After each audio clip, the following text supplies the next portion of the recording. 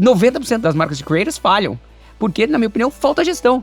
E a gente está num país que é perfeito para você lançar marca de criadores de conteúdo. Porque o Brasil ama criadores de conteúdo. E vou te falar um outro dado que é muito mais impactante do que talvez as pessoas imaginem. O Brasil é o país mais influenciado por um criador de conteúdo no momento da compra. O que está faltando, na minha opinião, é maturidade no sistema para que as bocas rosas da vida falem assim: eu sou muito boa em fazer conteúdo, em gerir a minha comunidade, em criar produto. Agora eu preciso de alguém para gerir meu negócio. Se a gente conseguir fazer essa mudança de paradigma no Brasil, a gente vai ver muito mais marca como a Boca Rosa por aí. A maneira como o Brasil gerencia também, né? Eu trabalhei com a influenciadora Natália Arcuri, na Me Poupe, durante um bom tempo. E existe uma vontade do criador também dele estar naquele lugar de eu quero ver tudo, eu quero participar de tudo, afinal é o rosto dele. Né? Uma das coisas, quando eu fui contratado pela Natália, foi justamente isso. Ela falou, agora eu quero trazer uma gestão de branding profissional, então eu vou trazer um diretor de branding para cá, para conseguir organizar uma casa que eu não consigo mais organizar.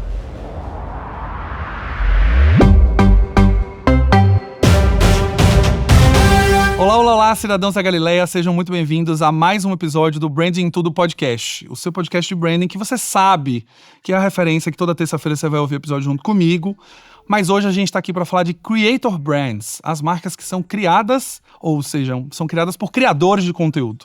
E eu trouxe uma pessoa incrível que tem uma propriedade enorme para falar sobre Creator Brands, mas eu não vou apresentar ela ainda, calma.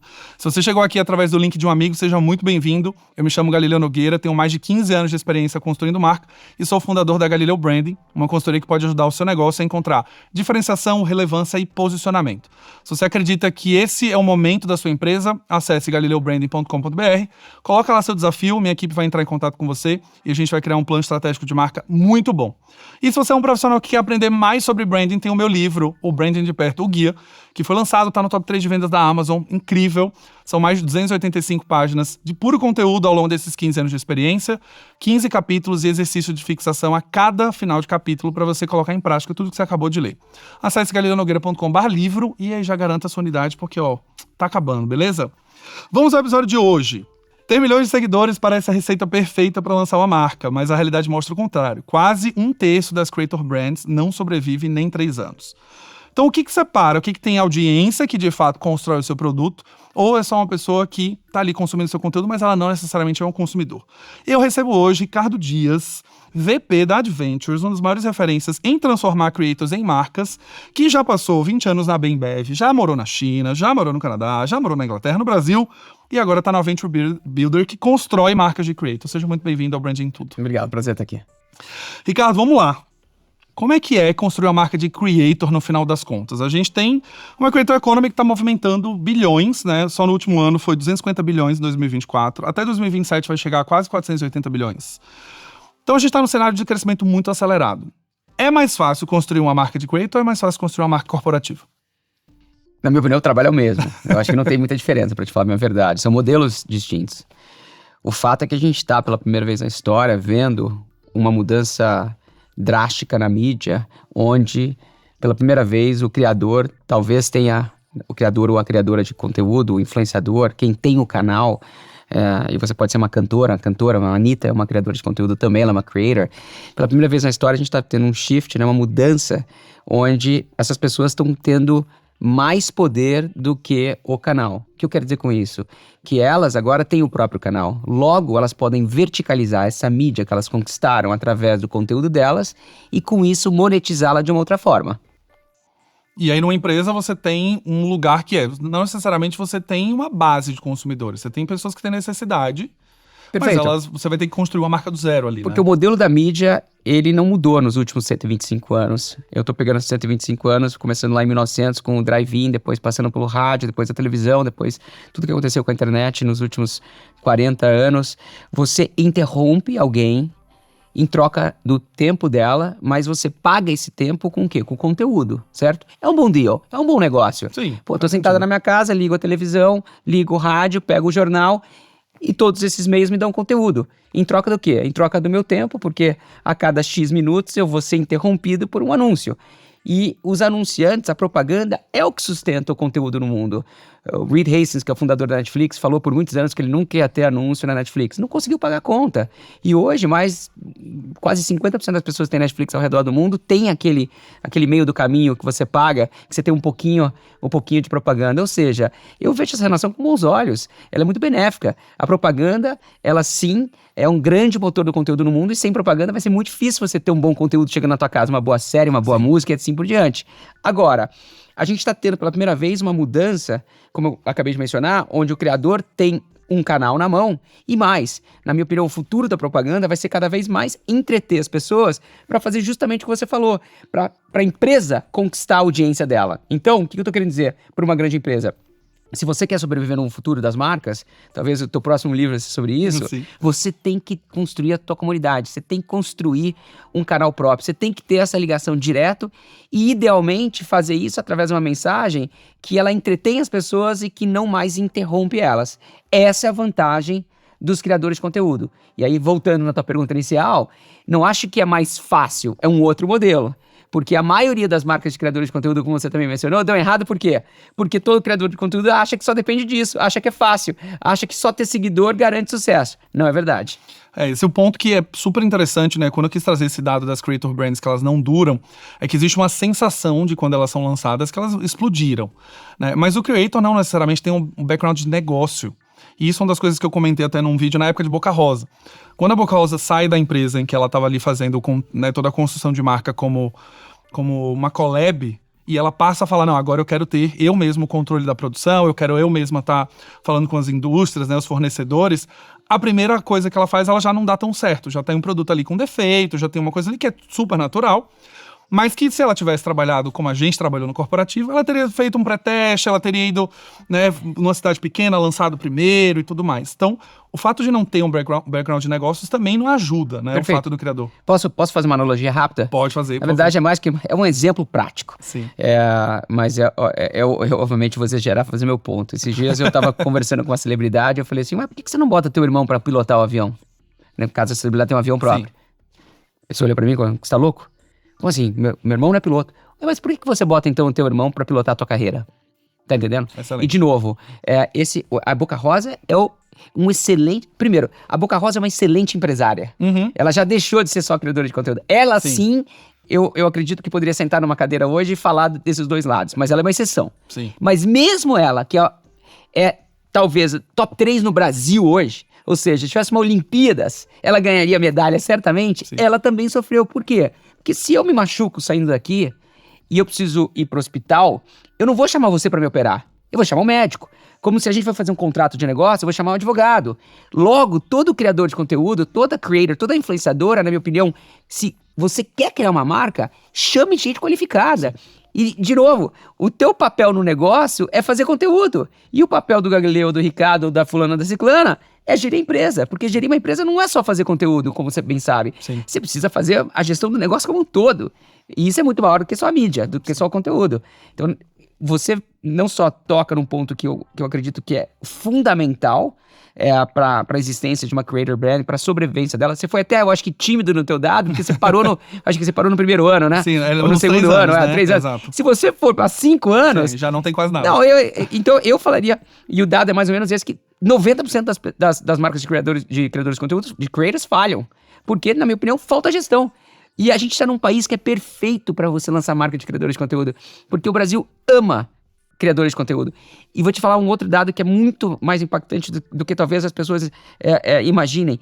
O Brasil é o país mais influenciado por um criador de conteúdo no momento da compra. O que está faltando, na minha opinião, é maturidade no sistema para que as bocas rosas da vida falem assim: eu sou muito boa em fazer conteúdo, em gerir a minha comunidade e em criar produto. Agora eu preciso de alguém para gerir meu negócio. Se a gente conseguir fazer essa mudança de paradigma no Brasil, a gente vai ver muito mais marca como a Boca Rosa por aí. O ponto, acho que olhando para a maneira como o Brasil gerencia também, né? Eu trabalhei com a influenciadora Natália Arcuri na Me Poupe durante um bom tempo. E existe uma vontade do criador também dele estar naquele lugar de eu quero ver tudo, eu quero participar de tudo, afinal é o rosto dele. Né, uma das coisas, quando eu fui contratado pela Natália, foi justamente isso. Ela falou, agora eu quero trazer uma gestão de branding profissional, então eu vou trazer um diretor de branding para cá, para conseguir organizar uma casa que eu não consigo mais organizar. Né, eu já cheguei num ponto, eu como criadora de conteúdo, alguém tá no YouTube, alguém tá produzindo e-book, live, etc, eu tô bem. Mas agora eu tenho uma marca que é uma empresa, que é a Me Poupe como empresa, que agora tem uma empresa com 15 funcionários, na época quando eu fui trabalhar, hoje tem mais de 60, que agora você tem uma reputação de como é trabalhar, não com a Natália, e sim na empresa dela. E aí a gente agora tem outras dificuldades, que é um Glassdoor fazendo review de como foi trabalhar lá, se o salário dela é competitivo ou não, como é que é o dia a dia da rotina, se tem carreira ou não, e tem a marca dela, que é ela como criadora de conteúdo. E nesse processo é uma das poucas que de fato falaram, eu vou trazer uma pessoa de mercado para de fato gerenciar essa parte. E a gente vê na época da Boca Rosa, ela também fez esse movimento, ela também trouxe CEOs, ela também trouxe algumas pessoas para se cercar ao máximo. Mas a gente ainda vê as creator brands nascendo com problemas. Perfeito. A gente ainda vê coisas que a gente que vem de mercado, você fala, cara, isso aqui podia ser tão fácil, né? E você tocou num ponto muito importante, né? Você também tem que, o criador de conteúdo tem que ter estômago para separar a imagem dele ou dela do produto. Sim. O MrBeast, que é o maior criador de conteúdo do mundo, com mais de 400 milhões de assinantes no canal dele no YouTube, fez um hambúrguer que não deu certo, e grande parte do fracasso foi porque ele não estava acostumado com esse hate, né? Com essa porrada que ele poderia estar tomando no dia a dia, porque talvez o hambúrguer não chegou como ele deveria chegar na casa da pessoa, ou o gosto não foi o que a pessoa... Porque é difícil você controlar, quando você escala para 5 mil restaurantes nos Estados Unidos, é difícil você controlar a qualidade de cada hambúrguer. Então, o criador de conteúdo também tem que ter esse estômago, porque no final do dia, se você cria uma marca com o teu nome, e aqui a marca não precisa ter exatamente o teu nome, até como brand eu não acho que é o certo, mas se a sua imagem está associada, sim, você tem que ter alguém foi lá e falou que odiou trabalhar na empresa da fulana ou da ciclana, é o teu nome. Agora, eu vou te dar um outro bom exemplo. A gente tem na Adventures uma marca que é uma marca com a Jade Picon. Sim, a Aura, né? Que é a Aura Beauty. É um excelente exemplo na minha opinião, de como, na verdade, aqui 3 partes trabalham juntos. Porque no caso da Aura Beauty, você tem o motor que toca essa operação, que somos nós. Você tem a mídia e a gestora da comunidade, que é a Jade Picon. E você também tem uma outra empresa no meio, que é a MAP, que gerencia a cadeia, a carreira da Jade, que faz esse trabalho de união das duas partes, que gera conteúdo para a Jade também poder utilizar nas redes sociais dela, que capta oportunidades, seja para fazer um PR, ou seja para fazer um evento e assim por diante. Então, muitas vezes não é só também você encontrar uma boa criadora de conteúdo ou um bom gestor. Você precisa criar um ecossistema, como numa grande empresa, para que a distribuição esteja lá, para que vendas esteja funcionando, para que alguém esteja olhando para o caixa e assim por diante. E na minha opinião, essas pessoas, se elas gastassem um pouquinho mais de tempo e um pouquinho mais de dinheiro, e aqui tem que investir mesmo em gente boa, que é o maior ativo de qualquer negócio. Todos os empreendedores e empreendedoras que estão nos escutando aqui hoje sabem que o maior ativo de negócio são as pessoas. E essas pessoas depois criam marca, que na minha opinião é o segundo maior ativo. Entendeu? Então, eu acho que tem uma oportunidade gigantesca para essas pessoas. Você citou algumas que são um exemplo de sucesso, mas que mesmo assim, quando tentaram ir sozinha, elas sentiram essa dificuldade. E grande parte das que tentam ir sozinha acabam morrendo. Porque uma Boca Rosa com a Paiô é uma coisa. A Paiô é uma excelente fabricante e distribuidora de produtos de beleza. Quando você vai sozinho, você perde tudo isso. Então, não sei se vai dar certo ou não.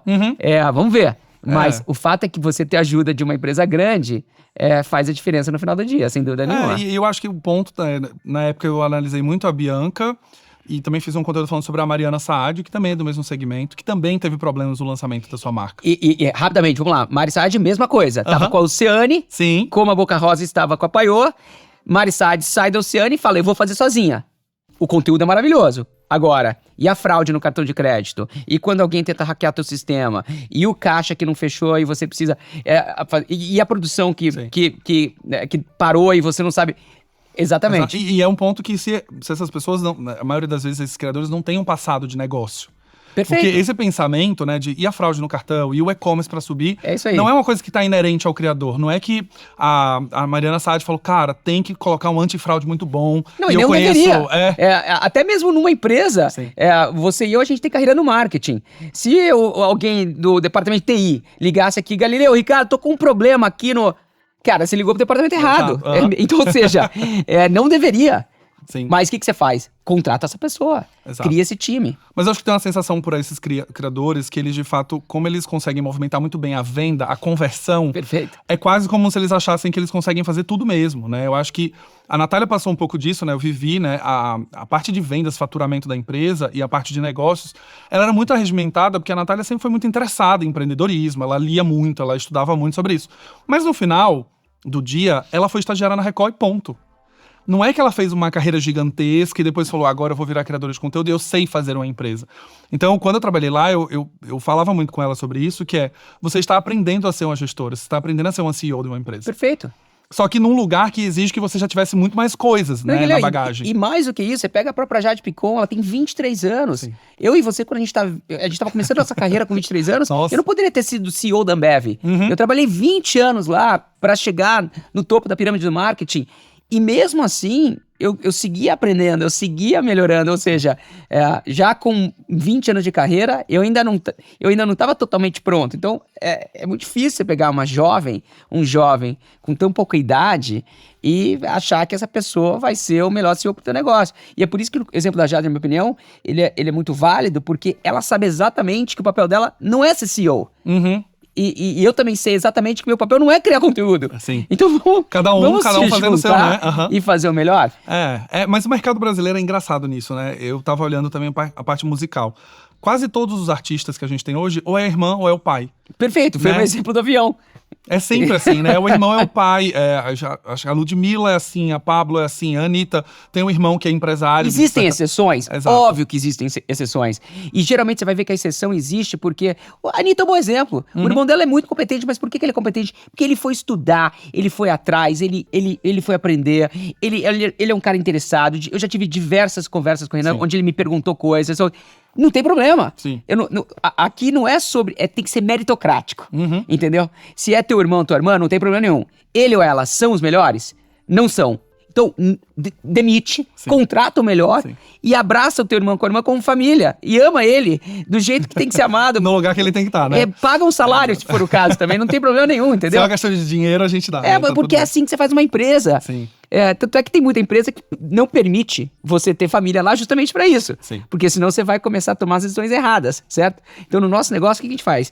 O que é uma cultura meritocrática? É baseada no mérito. O melhor ou a melhor tem aquele assento ali de CEO, de dono do negócio e que vai comandar aquele negócio. Então esse é um excelente exemplo, que é um mercado que, na minha opinião, no Brasil também, as pessoas sofrem justamente por isso. Porque tem muita artista no Brasil, na minha opinião, principalmente na música, que deixa muito dinheiro na mesa por não estar com a melhor equipe. Sim.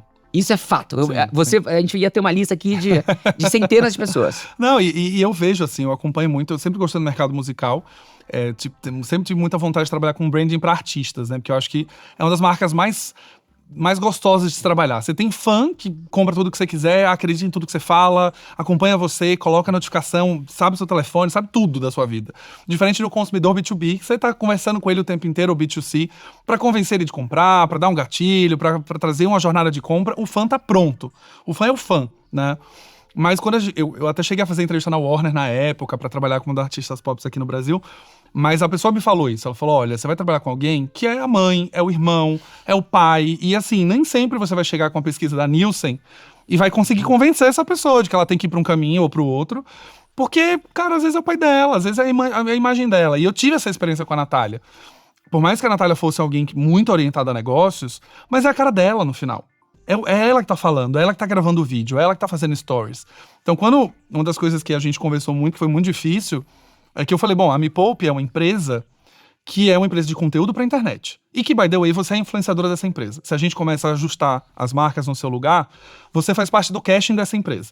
Então, se você quer ter um pouco mais de agenda, se você quer realmente estar em outros lugares, você vai ter que trazer mais creators para sua empresa. E aí, sua grade de programação tem que ter mais gente falando sobre finanças. A sua empresa tem que fazer collab com outra. E aí, você começa a ir criando. E uma das coisas mais difíceis foi ter que tirar o nome dela da marca, por exemplo. Porque era Me Poupe by Natália Arcuri.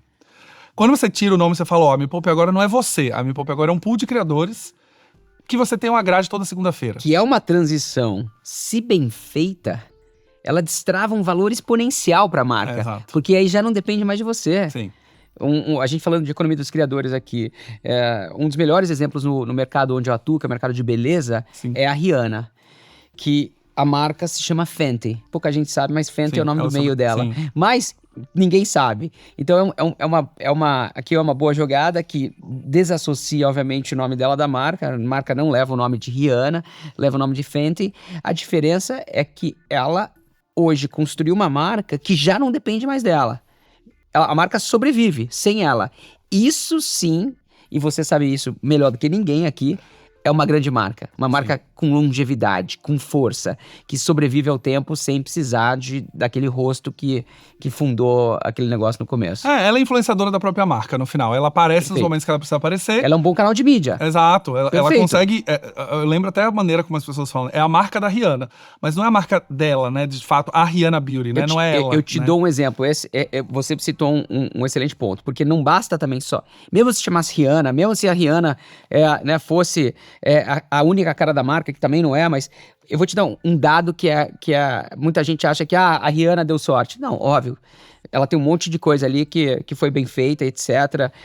Começando pelo produto, que na minha opinião é sempre o primeiro passo de uma grande marca, mas ela posta, em média, 400 vezes por ano sobre Fenty Beauty. 400 vezes por ano. A maioria das criadoras de conteúdo, o que faz? Posta uma vez, não deu muita conversão, posta 2 vezes, posta talvez mais uma vez. As marcas que fracassaram, que são as 90% dessas, geralmente o criador por trás daquela marca postou no máximo 10 vezes, ou talvez ou 11 ou 12 vezes. Olha a diferença também, entendeu? Muita gente fala da Kim Kardashian ou do Império Kardashian e Jenner, elas estão também atuando, postando, falando, entendeu? Não adianta achar que um post vai... A gente tem creators no Brasil que nem postam direito aos produtos, ou eles nem usam os produtos. Que pra mim é uma das coisas que eu acho mais bizarra, assim, do tipo, a pessoa... excelente ponto. Tem uma marca, ela não usa a marca, ela não fala da marca. Ou não faz parte do lifestyle dela. Não, zero também. Pois sei lá, se a Anitta resolve lançar a marca de café e você nunca viu ela bebendo café nos últimos 15 anos... Você fala, não sei não, cara. Diferentemente da Emma Chamberlain, que tem uma das maiores marcas de café por criadores de conteúdo no mundo, que antes de lançar a marca, ficou 5 anos bebendo café todos os dias como parte... E não é porque ela tava bebendo café porque ela queria lançar uma marca. Não, ela gostava de beber café. Sim. Aí um dia ela foi lá e fez o quê? Agora eu vou lançar uma marca de café. E assim por diante. Faz sentido, né? Exato. Olá, cidadão. Rapidinho, eu parei aqui esse episódio para te falar sobre a Galileu Branding. Vocês comentaram que não sabiam que eu tinha uma consultoria, mas eu vim aqui trazer alguns dados para vocês. Não só eu tenho uma consultoria com mais de 13 pessoas na nossa equipe, com mais de 15 anos de experiência de mercado. A gente já atendeu mais de 25 marcas, como Itaú, Pets, Ambev, Stellantis e tantas outras marcas. E a gente tem uma metodologia muito prática, muito fácil e muito aplicável ao seu negócio. Então, se você acredita que o momento da sua empresa é de encontrar diferenciação, mas que você também quer aplicar branding de uma maneira muito prática e transformar o pensamento do seu time, acesse galileobranding.com.br, conta lá o seu desafio na nossa área de contato, que a minha equipe vai entrar em contato com você e quem sabe a gente não trabalha junto para fazer uma marca forte de uma maneira muito fácil, prática e muito aplicável no seu dia a dia. E aí a gente entra no segundo ponto que eu queria perguntar aqui, né? A gente tem uma confiança do brasileiro no influenciador, isso é um fato, né? Número um no mundo. Número 1 no mundo e número de consumo em rede social, inclusive, quantidade de tempo passado na frente da tela, Top 3 em tudo. enfim. O Brasil país perfeito para os criadores de conteúdo. Exato. Criarem marca. Exato. Só que aí o ponto é, a audiência que eles já têm hoje garante que eles vão ter consumidor? Não, porque a audiência, ela não se traduz em conversão. Ou a audiência, melhor dizendo, não é sinônimo de influência no momento da compra. Eu vou te dar um exemplo. Dois exemplos. Primeiro, exercício aqui para todo mundo que nos assiste e que gosta de te acompanhar. Vai hoje no Instagram, por exemplo. Eu tô pegando uma plataforma de vídeo, pode ser qualquer outra, desde que você tenha o dado. É uma plataforma hoje que é dominada por vídeos, 90% do volume já deixou de ser foto, é vídeo. Vai na pessoa que você gosta, que você segue, que você admira, vê quantos seguidores ele ou ela tem e vê qual que é a média de views, não é de engajamento, comentário e like aqui não. Que isso já não significa mais nada, principalmente o próprio MrBeast fala que isso é uma medição que não faz o menor sentido para ele, porque ele tem um produto de vídeo, o que vale para ele é quantas pessoas estão vendo e quanto tempo elas estão passando vendo o produto dela, que é o famoso watch time do YouTube. Perfeito. Que é uma métrica que ninguém quer usar, exatamente. Né? Bom, então a primeira coisa é a seguinte, se você vê que essa pessoa tem bastante views percentualmente, em comparação com o número de seguidores, já quer dizer que essa pessoa, ela tem uma certa influência.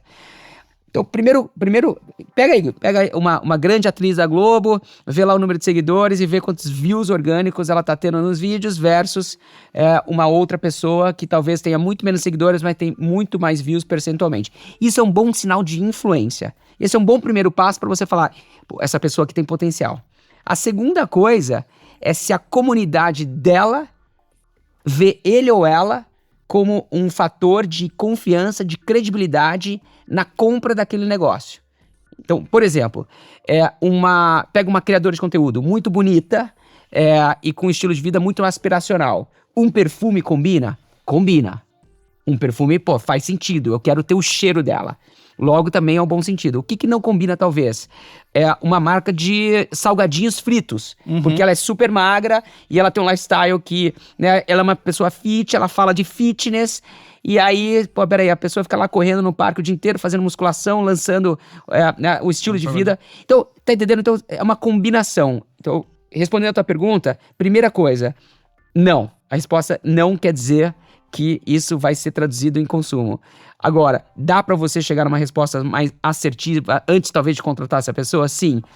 Checa mais uma vez se a comunidade dela, se ela tem influência na comunidade dela e se o produto que ela tá fazendo ou falando tem uma certa relação com ela. Por último, mas a fulana tá fazendo propaganda agora da marca XYZ e ela nunca usou aquele serviço. Pega agora, por exemplo, Ivete Sangalo com 99. Ok, fato. A Ivete, não acho que a Ivete fica chamando 99. Mas o que a Ivete está fazendo aqui nesse caso, para quem nos assiste que trabalha numa grande marca, você sabe muito bem disso, e você já trabalhou nessa empresa, é dar credibilidade para a marca. Depois você tem que fazer uma série de coisas aqui para chegar na conversão. Então a primeira coisa é a seguinte, eu, Ivete, apoio essa marca. Opa, bom sinal. Mas aí você tem que ter uma série de ações, como você deve descrever aqui no seu livro, certo? Para fechar esse ciclo e realmente converter todo esse investimento de mídia, de awareness, em venda. E aí onde mora o perigo das creator brands, que é justamente essa metade pro final. Dar visibilidade, fazer marketing, storytelling, narrativa de lançamento, o creator sabe fazer muito bem. Ele sabe criar um conteúdo de desejo, ele já fez isso pra um monte de marca. Perfeito. Como é que você, desculpa, eu tô curioso, como é que você aborda isso no teu livro? Como é que eu falo sobre essa pirâmide, essa construção, como é que você sai daqui, do topo desse funil até o final aqui? No livro eu falo muito da pirâmide que a gente tem, né? Perfeito. De awareness, consideração, preferência, Perfeito. Etc. Mas eu falo muito de você identificar em que momento a sua marca está. Okay. Para que você faça as ações responsáveis por aquele momento. Então, quando a 99 está lançando o 99 Food, ela não vai fazer ação de conversão direta nesse exato momento, porque as pessoas sequer sabem do produto, elas não sabem nem como funciona. Que é awareness, né? Primeiro dar awareness. Eu preciso que as pessoas saber que agora eu posso pedir comida usando 99 e não mais o iFood. Que elas não sabem, né? Então, o meu ponto mais desafiador aqui de falar para as pessoas é isso. Tipo, se você é um criador de conteúdo, beleza, eu tô criando conteúdo há 5 anos, tenho já um podcast há 3 anos e tudo mais. Mas significa que se hoje eu lançar um produto de, sei lá, carro, que é uma coisa que eu gosto, eu vou começar a endossar e eu vou lançar meu próprio modelo de carro. Eu não tenho necessariamente uma garantia que, primeiro, eu tenho força suficiente para vender um carro, né? E segundo, que as pessoas vão comprar o meu carro, que foi eu que criei, que eu não tenho nenhum background de mecânica, de nada. E eu vou te falar um outro detalhe em marcas de creators que muita gente talvez não leve isso em consideração, mas é fundamental. Quanto mais funcional é essa marca, pior. O que eu tô querendo dizer? Um perfume, ele é muito emocional, certo? Um carro, ele é muito mais funcional. Ou seja, você precisa de uma tecnologia, de uma história, de um departamento de engenharia, de uma série de coisas que provavelmente você não vai ter. Sim. Então, quanto mais... É o que você falou, o carro é um bom exemplo. Eu sempre dou esse exemplo do carro. Sim. Não vai dar certo. Não vai. Se você, Galileu, quiser fazer o Galileu Car, vai flopar. Porque as pessoas que te seguem e que te admiram e que confiam em você... não vão traduzir isso para a compra de um carro, entendeu? Então esse é um belíssimo exemplo. Uma dica que eu sempre dou, muito criador e criadora de conteúdo, bate na minha porta querendo criar marca. E a primeira coisa que eu falo, primeiro tem que ser uma categoria emocional. Bens de consumo, excelente, emocional. Excelente. Ou um serviço que é mais emocional. Porque também de nada vale o primo rico construir um produto financeiro que não entrega valor. Tão simples quanto isso. E aí tem um outro ponto que a gente já trouxe aqui no podcast, a Carla, que trabalhou durante 15 anos na Avon e Natura. Perfeito. Que é a questão dos criadores não terem ideia de quanto custa, né? Porque a coisa de... os criadores te procuram para fazer uma marca, legal. E parece que virou uma certa moda, né? Um modismo de todos eles querem ter uma marca deles pra falar deles, que eles são empreendedores, que eles, né, diversificaram seu negócio e tal. E a gente fez uma conta aqui, a Carla trabalhou com um produto, né? Então ela sabe exatamente. Então a gente fez uma conta aqui pra você começar hoje uma marca de beleza com 4 cores de gloss. E o gloss, um único produto, a gente tá falando de quase R$2 milhões pra produto ser feito de fato, chegar num estoque e de fato ter, né, uma equipe de vendas que vai lá, distribuição, para chegar. E a gente tá falando de 4 produtos, com R$2,5 milhões. E posso te falar só uma coisa que não entrou provavelmente nessa conta? Sim. Que é matadora? Fluxo de caixa. Eu vou te dar um exemplo. Sim. Imagina aqui, eu sou o criador de conteúdo, tá? Sim. E você me ajudou a criar essa marca, você é meu banco, você é a pessoa o investidor que vai me ajudar. A gente fez tudo certinho, R$2 milhões, e aí o produto tá pronto. Eu vendi tudo no primeiro dia. Tá bom, só que eu só vou receber isso aqui daqui a algum tempo. E eu vou ter que comprar mais mercadoria amanhã. E eu vou ter que gastar mais R$1 milhão amanhã comprando. Como é que eu faço? Sim. Ou seja, eu tenho que voltar pro investidor e falar, no caso o banco, falar assim, eu preciso de mais R$1 milhão, mas peraí, você nem vendeu, você nem pagou o empréstimo então, ainda. Esse número ainda é muito maior, porque no começo de uma marca, quando você começa a crescer, e todo mundo que tem um negócio aqui sabe disso, você tem que ter fluxo de caixa para bancar essa operação. Sim. Então, tá vendo? Não, essa conta era só para você começar a brincadeira. Perfeito. E a gente ainda teve uma outra discussão sobre isso se der certo, Se der certo, exato. E a gente teve uma outra discussão também que a Carla trouxe, que é, no mercado de beleza em si, no caso de maquiagem, né, que é o que a gente estava avaliando, você também tem que ter um fluxo de lançamentos muito grande. Uma marca de beleza não sobrevive só com gloss. Ela tem que lançar gloss, depois ela tem que lançar batom, depois ela tem que lançar base, depois ela... Só que tudo isso está acontecendo em paralelo. Perfeito. Então, aí tem fluxo item que de não caixa... vende, tem estoque. Não, e o fluxo de caixa é isso, né? Perfeito. No final das contas, quando você está lançando 4 gloss e coloca no mercado, você já está fazendo o batom 3 meses atrás. Ou seja, você já está pagando fornecedor, você já está começando a desenvolver produto. E então, assim, não é R$2,5 milhões de fato. E aí você também precisa de gente trabalhando para você. Sim. Né? Você precisa ter, né, como uma empresa, você precisa de alguém no financeiro, você precisa de alguém fazendo vendas, você precisa de alguém fazendo contabilidade, você precisa de alguém fazendo a parte de fábrica, a parte de logística. Atendimento ao cliente, né? No mínimo, isso baseado em experiência própria, você vai precisar aí de um time aí de 10, 15 pessoas. Isso se você não for terceirizar também outras coisas. Porque caso contrário, uma empresa dessa vai ter aí 20, 25 pessoas trabalhando para criar uma marca de maquiagem. Sim. E aí o criador, a criadora de conteúdo, de repente, tem um time de dezenas de pessoas ali que também estão precisando que são seres humanos, que precisam de incentivo, que precisam de gestão, que precisam de uma série de coisas no dia a dia dos recursos humanos, que provavelmente ela também vai ter que contratar uma pessoa para gerir isso, para ter um negócio de sucesso. Sim. E é nisso que a Adventures entra nesse processo, quando eu sou essa máquina, exatamente isso. Eu vou ter uma estrutura pronta. Se eu quiser lançar hoje a minha maquiagem com você, eu consigo fazer isso. Tem, obviamente, categorias que a gente não faz, que a gente não entra. No caso de beleza, você já tem a Jade, né? Então, beleza. A gente entra em categorias onde a gente acredita que a gente tem as ferramentas e a expertise necessária para fazer um produto de sucesso. E mesmo assim dá errado, tá? Hoje, se você olhar no nosso track record, a gente tem mais marcas que falharam do que deram certo. Mas aí você tem Aura é um bom exemplo, que agora, por exemplo, a primeira marca no Brasil, uma das primeiras marcas de beleza está no TikTok Shop, a primeira marca de beleza no TikTok Shop. Assim. Aí, de repente, você começa a encontrar um caminho que essa marca, ela se torna muitas vezes maior que o todo, entendeu? Então, eu tô contando isso porque tem muita gente lá, que tá aqui com a gente hoje, que já lançou marca, que já lançou negócio e falhou. E é normal. É muito difícil você, num negócio de marcas, você acertar todas as vezes. Não, a gente tá falando de um país que teve 300 mil pedidos de registro de marca em 2024. Ou seja... Né? Tudo bem que os pedidos de registro não sejam empresas, mas vamos pegar um número de 10%. São 30 mil novas marcas chegando no Brasil todos os anos. Olha que loucura. E aí, olha só que legal, você falou um número muito bacana, 300 mil marcas chegando. Quantas marcas você comprou ou adicionou no teu repertório durante os últimos 12 meses? É muito difícil convencer alguém. É isso. Eu mesmo, eu olho pra mim aqui agora, o que eu visto, o que eu como, o que eu peço. É muito raro eu permitir uma nova marca no meu ecossistema do dia a dia. Então, você tem que ser muito melhor do que as que já existem. E as que já existem, provavelmente são muito maiores que você. Então, imagina só, você tava aqui com a Carla da Natura. Olha só que loucura, você vai lançar uma marca de beleza pra ir contra a Natura? Uma marca de cerveja para ir contra a Ambev, uma marca... É muito difícil, entendeu? Sim. Não, e obrigado por você trazer isso aqui, que esse corte aqui ele vai ser usado principalmente para executivos, quando a gente conversa muito sobre, né? Não é fácil você criar uma marca, primeiro de tudo. Acho que colocaram na cabeça, principalmente na parte de Creator Brands, que é, você viu, fulana tem uma marca, a Boca Rosa também tem, a Mari Sage também tem, nossa, todo mundo tem uma marca. É fácil de fazer, é o primeiro mito que a gente tem que quebrar. O segundo que é barato, né? Porque, ela já tem 4 milhões de seguidores, ela colocou pra vender, ela vende. Não necessariamente. E existe um caso muito clássico que a gente já falou aqui de uma influenciadora americana, que ela tinha 1,6 milhões de seguidores, ela lançou uma marca de camisetas, ela vendeu 32 camisetas. Em 2 anos, exemplo. né? E assim, então, na hora que ela foi lançar, ela ficou 2 anos com essa marca e ela não conseguia fazer as pessoas. Posso te dar um exemplo rápido? Claro. E aí é legal porque conecta com aquele ponto sobre influência.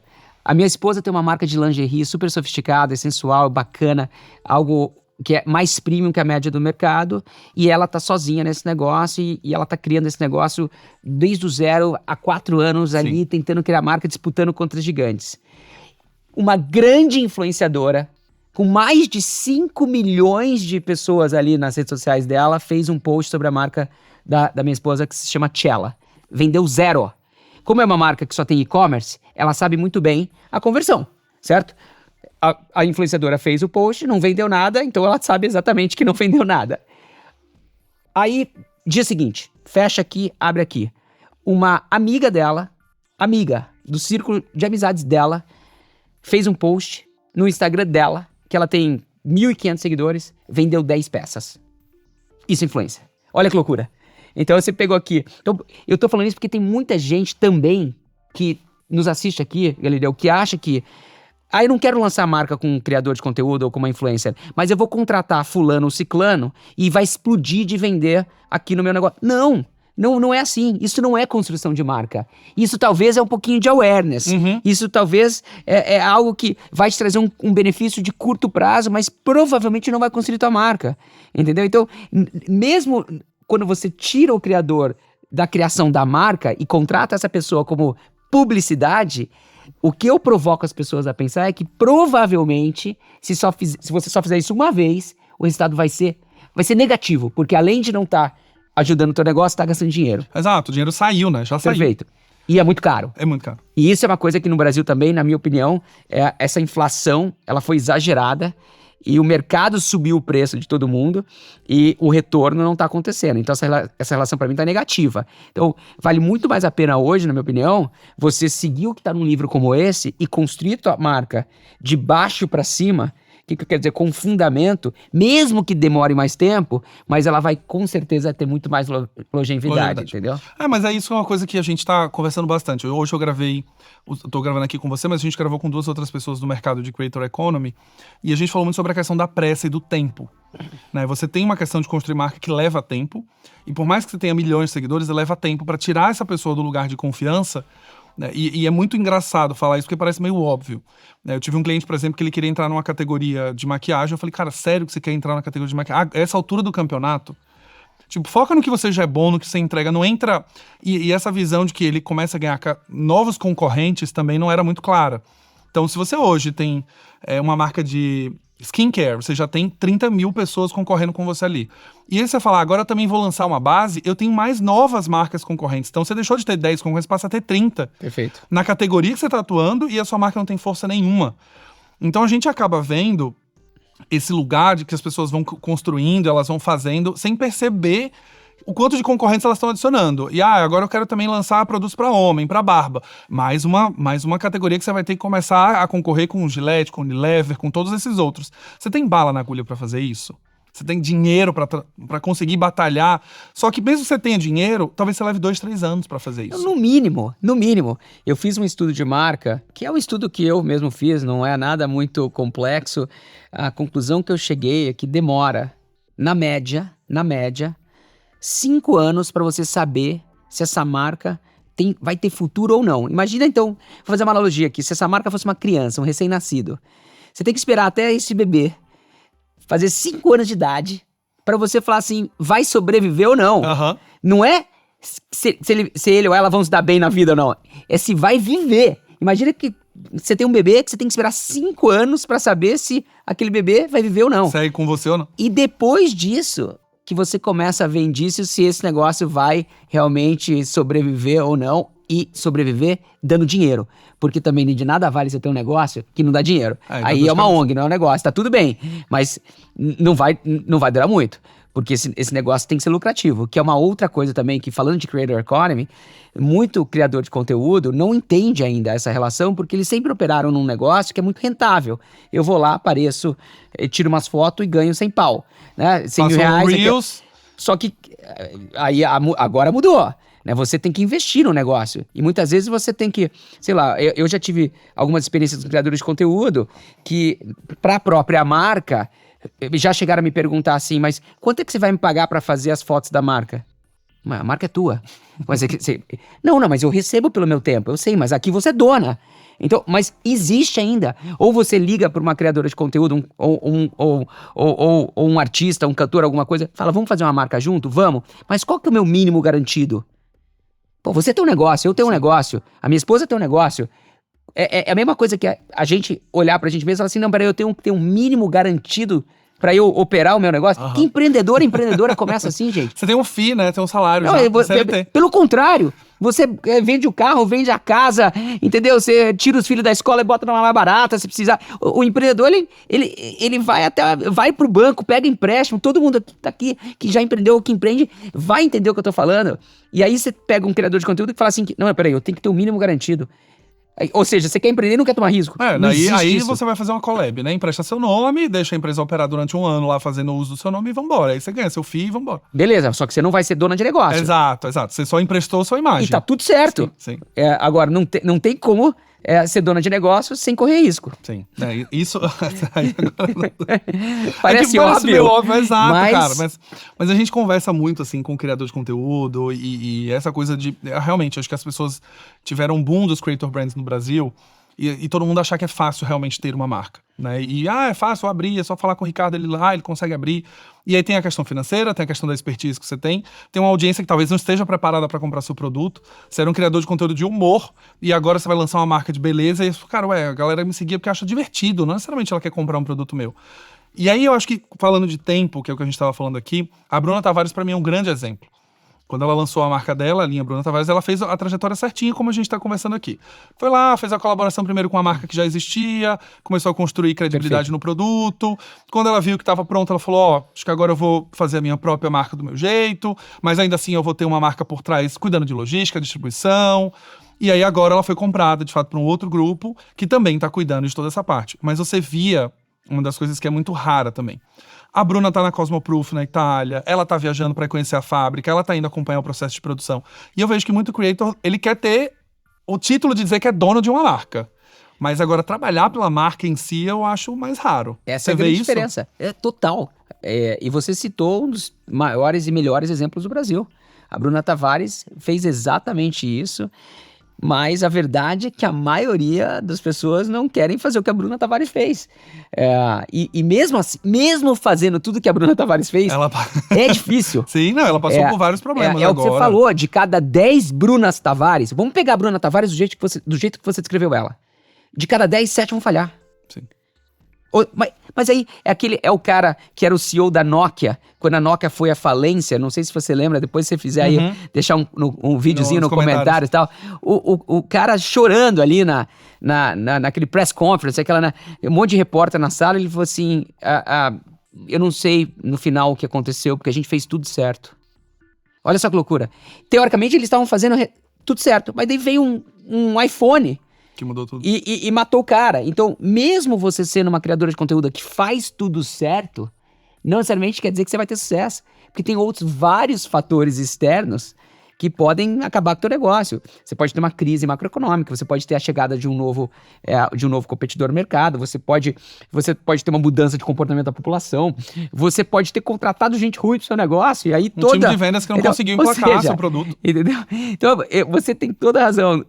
Eu vou dar um outro exemplo. Para quem nos assiste que tem um negócio próprio, pergunta quando você for contratar alguém para fazer publicidade para você, se aquela pessoa topa entrar no risco. Aí, sei lá, a pessoa fala que vai cobrar 50 mil pra fazer uma campanha pra você. Fala assim, olha, ao invés de cobrar, de você receber 50 mil, você topa entrar no risco? Você vai ver que a maioria não vai topar, porque não vai entregar aquele valor. Sim. Porque se a pessoa sabe que ela converte, ela vai falar, claro que eu vou entrar no risco. Só que aí, ao invés de 50 mil, eu vou entrar num percentual aqui que eu posso ganhar até 500 mil. Raramente você vai ter alguém... Você vai ter essa devolutiva, né? Do tipo, eu, vambora. Eu tive uma experiência super positiva com a Anitta quando eu trabalhava na Ambev. Que ela falou, eu vou entrar no risco. Ganhou 3 vezes mais. E a Ambev vendeu 3 vezes mais. Mas ela entrou no risco. Bom pra todo mundo. Exatamente. No final das contas. Essa, pra mim, é uma boa... É igual um casamento. Você vai casar com alguém que você quer que divida com você o benefício e o risco. É o ônus e o bônus. E nesse mercado hoje, a verdade é que no mercado de creators no Brasil, pouca gente está disposta a correr risco. É porque eles vêm do lugar, e aí a gente pode passar horas aqui falando sobre isso. Você vem no lugar de uma publi, né? Eu fui lá, gravei, fiz o conteúdo, recebi o meu dinheiro. Por que eu vou entrar no risco Perfeito. no final das contas? Só que a gente tá vendo uma movimentação, que não dá mais para viver de publi.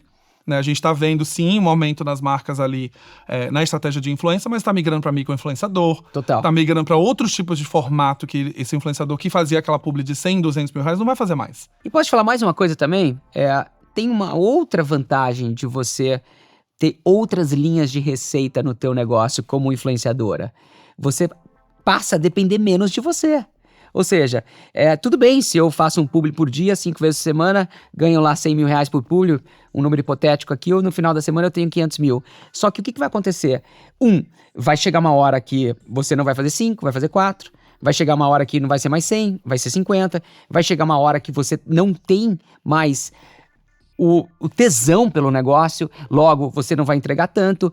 Então é muito bom você diversificar a sua receita. Sim. E você ter outras linhas de negócio. Pode ser uma collab, pode ser um negócio próprio, você pode talvez montar a tua própria empresa para começar a agenciar novos influenciadores e assim por diante. Então eu acho que também, não só o mercado está mudando, e eu concordo muito com a tua visão, eu não tenho dúvida que o mercado está indo para onde você acabou de falar que ele vai, mas mais do que isso, também fica a dica para quem está fazendo isso hoje, para olhar isso como uma oportunidade para crescer e não fazer com que o seu negócio dependa só da tua publi. Sim. E esse ponto, eu acho que, de novo, a gente volta para a visão empreendedora da coisa. Nem sempre o criador ele tem a visão empreendedora. Ele vai ter a visão de um bom criador de conteúdo, uma pessoa que sabe o que a audiência quer ouvir, ela faz um bom storytelling. E se ela quiser desenvolver essa visão empreendedora, ela traga alguém para fazer isso para ela também. Né? Ela não necessariamente precisa ela própria correr atrás. Às vezes ela está assessorada para alguém muito bom, um consultor de negócios muito bom, que vai falar, cara, tem uma oportunidade aqui, tem uma oportunidade ali. Uma vez eu conversei com um artista que procurou a gente, um artista Globo, assim, super programas altos, e tem um histórico já de imagem muito grande, e ela falou, não, eu quero lançar minha própria marca. Tá, mas me conta um pouco mais da sua marca. E aí falou, e aí na minha cabeça só falava assim, cara, por que você quer lançar uma marca sua, cara? Você já tem contrato com Pantene, já tem contrato com não sei quem, com Natura, com isso. Segue sua vida. Perfeito. Faz uma collab com essas marcas que você já tem, entrega seu nome ali. Você vai realmente querer abrir agora do nada. Vai querer arrumar um problema pra sua cabeça, né? Do tipo, você já tem força pra isso, você tem autoridade, tem responsabilidade, você já tem. As pessoas vão comprar. Então terceiriza essa dor de cabeça. É um ótimo exemplo. E deixa pra Pantene, deixa pra Unilever ela fazer. Cara, faz você então uma parceria em que você quer ser também a dona da marca. Perfeito. Mas ao ponto de que, eu queria coordenar mais a campanha, eu queria mais cuidar da comunicação, eu queria ser head criativo, o que seja. Mas não entra numa seara de, eu quero criar a minha marca do zero, eu quero ter o controle da produção, que, cara, é pra pouca gente, né, Sem dúvida. fazer isso. Ricardo, a gente poderia ficar aqui horas, cara, falando. Não tenho dúvida. Eu acho que assim, a gente conversou aqui, piscou, 45 minutos. Voou, realmente.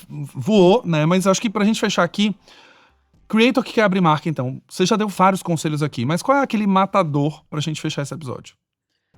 Se eu tivesse que resumir em uma frase, trabalhe pro sucesso do negócio. Tão simples quanto isso. Se você vai abrir uma padaria, você vai ter que ir lá, botar a barriga no balcão. O negócio não vai sobreviver do teu post no Instagram. Então, esse é um recado, na verdade, pra qualquer pessoa que quer abrir um negócio. Sim. Quem nos escuta aqui sabe da dor, quem tá aqui sentado aqui sabe da dor. Eu sei bem. Entendeu?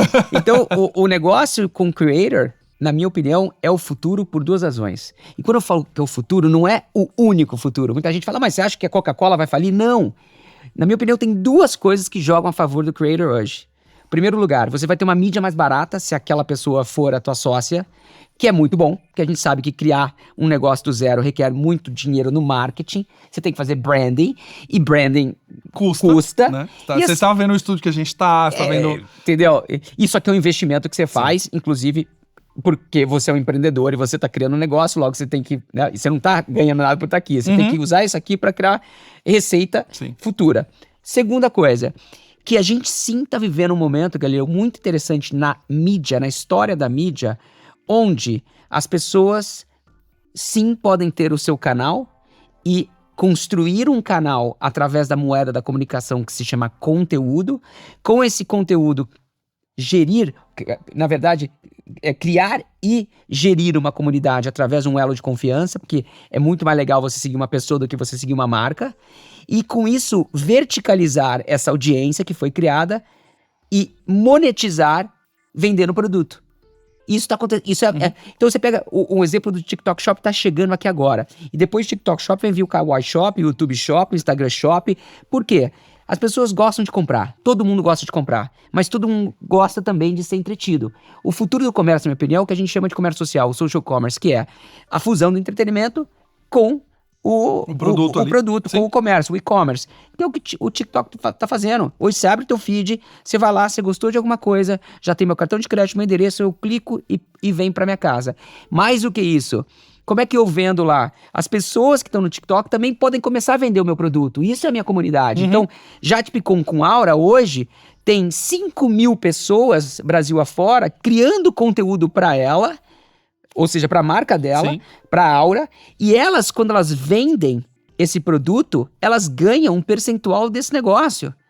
Isso, para mim, é algo que é revolucionário no mundo dos negócios. A tua comunidade passa a ser a sua vendedora. Olha que loucura que a gente tá falando aqui. E é até um custo muito mais barato, né? Você vai pagar 10% do seu negócio para uma comissão, você teria que contratar um vendedor que com certeza custaria muito mais caro. Então sim, você precisa de um excelente produto, você precisa de uma excelente empresa, você precisa de tudo que a gente já falou aqui no podcast hoje, e que na minha opinião sim, é mais uma aula de branding para quem tá nos assistindo, mas mais do que isso, você pega o que tá acontecendo no TikTok Shop, que vai ser o que vai acontecer com todas as mídias, como você vai estar assistindo televisão em casa, no Globoplay, você vai clicar e vai comprar na Amazon, enfim, não importa a plataforma aqui, o conteúdo vai ser cada vez mais shoppable, né? Ou seja, que você vai poder comprar ao vivo. Isso sim é o futuro.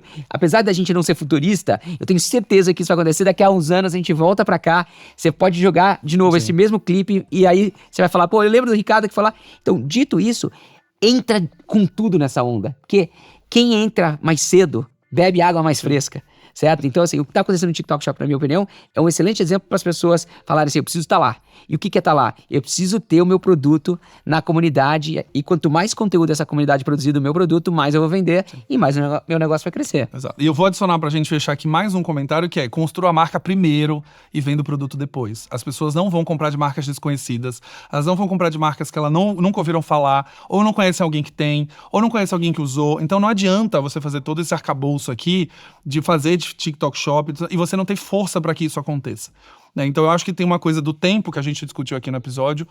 Leva tempo para você fazer as pessoas comprarem, né? Eu já tive vários casos que contei no podcast.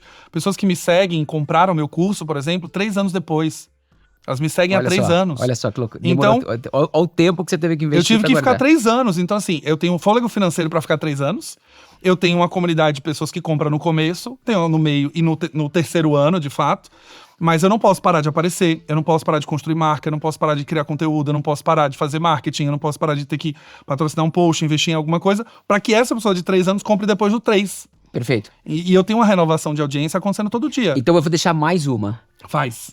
Tenha a obsessão pelo produto. Porque, então, é o que você falou, né? Antes de fazer isso, construa a marca. Só que antes de construir marca, crie um excelente produto. Sim. E um excelente produto não é o mais caro. É o produto certo para a pessoa certa, na hora certa, do jeito certo. Então, se você não tivesse um bom produto na tua consultoria, de nada vale ter marca e de nada vale ter mídia. Exato. Então, tenha obsessão por produto. E aí, voltando aos creators, geralmente as marcas que dão certo são porque os creators tiveram obsessão em resolver uma dor, em resolver um problema, em fazer alguma coisa que fosse fazer diferença na vida das pessoas. A gente já citou alguns exemplos aqui hoje. Então, tenha obsessão pelo produto em primeiro lugar. Você vai ler no livro uma frase clássica que eu falo sempre, que é: branding não salva produto ruim. Perfeito. Então, você pode ter tudo construído e na hora de consumir você fala, cara, não curti, ruim. E aí o prejuízo para sua imagem como um todo é muito ruim como criador. Porque eu gosto dessa pessoa, eu gosto do conteúdo dela, vou comprar o produto dela. Tive uma experiência muito negativa com o produto. Cara, eu já começo a olhar para essa pessoa meio torta. Ela não era mais aquela pessoa que eu gostava. Pô, ela fala tudo isso, mas no final o produto não entrega, ela cobra caro, né? Não dura bem, é um produto que quebra rápido. Então aquela pessoa talvez ela seja meio vigarista, talvez seja meio picareta, eu já começo a não gostar mais dela. Então, se você é Isso creator, é branding de creators. É isso. Aí você tem que lançar um segundo livro agora, branding pra creators. Cara, então, eu acho que é o próximo caminho, assim. Eu já falei muito sobre isso, a gente trouxe algumas pessoas aqui, que de fato, uma creator brand é difícil, cara. E eu falo por mim. Eu tô há 5 anos trabalhando de maneira, né, dentro como empreendedor, de fato. E do 0 ao 5... É isso que eu falei, tem gente comprando o produto 3 anos depois, eu tenho uma marca que a primeira, segunda, terceira, quarta turma não encheu do jeito que eu gostaria de encher. O livro, quando eu fui lançar o livro, eu lancei em agosto do ano passado, tem 1 ano. E aí me perguntaram sobre o livro levou 4 anos para existir. Até eu ser convidado para uma editora, foram 4 anos criando conteúdo. Aí a editora me convida. Beleza, lança o livro. Aí, muito bom, lançou o livro. Mas, cara, foram 4 anos construindo uma audiência de experiência, técnica, expertise pra falar, cara, vou comprar o livro dele quando ele tiver. No dia que teve, as pessoas estavam prontas, mas eu precisei ficar 4 anos fazendo essa base.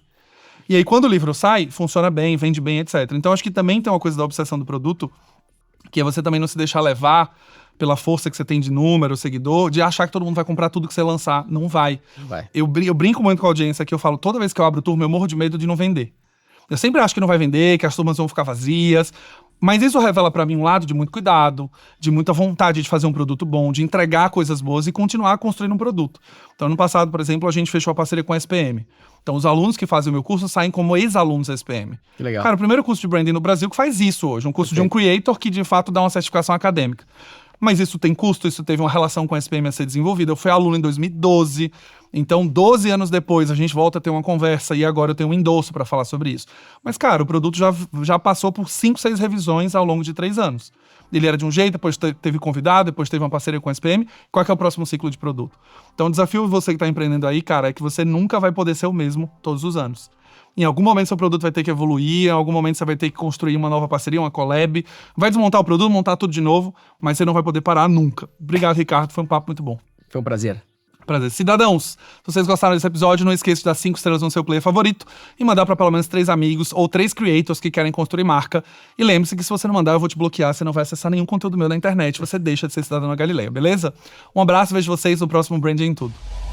Esse episódio é um oferecimento de Galileu Branding. Clique no link da descrição e peça já sua proposta. Identidade sonora criada pela Sound Thinkers.